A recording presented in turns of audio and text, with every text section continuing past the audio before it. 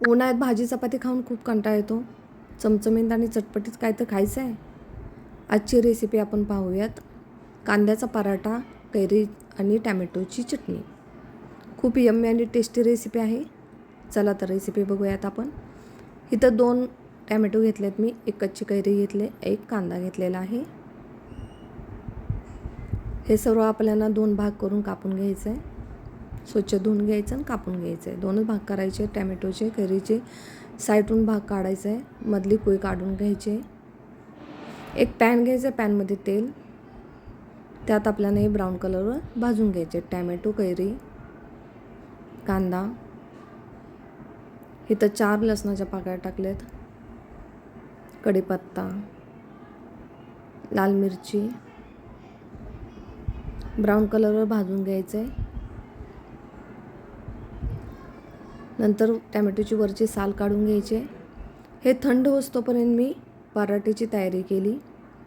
इथं कांदा कापून घेतला आहे मी उभा. जसं आपण भाज्याला कापतो पातळ काप करायचे त्याचे.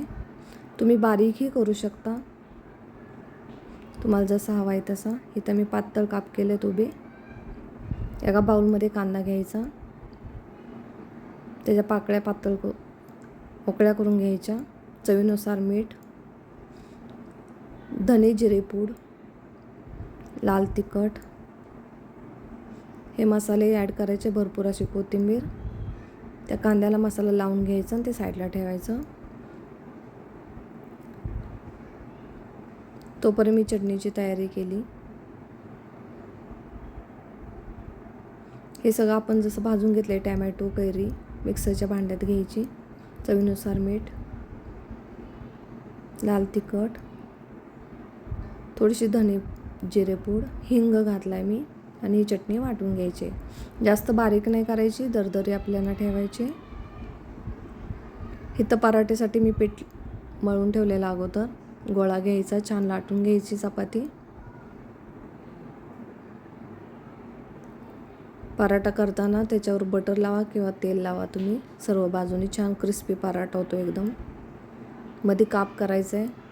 मिश्रण सगळीकडं साईडला आपण पसरून घ्यायचं आहे. म्हणजे कांद्याचं मिश्रण बनवलेलं ते कांद्याचा पराठा आहे, त्याच्यामुळे तुम्ही पातळ किंवा बारीकही कापू शकता.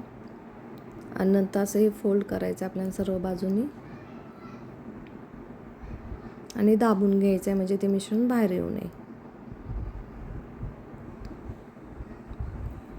नंतर हे आपल्याला खरपूस तव्यावर भाजून घ्यायचं आहे. तूप, तेल काही तुमच्या आवडीनुसार लावा. लाटून घ्यायचं आहे, थोडं जाडसरही लाटायचं आहे आणि खरपूसपणे भाजून घ्यायचं आहे.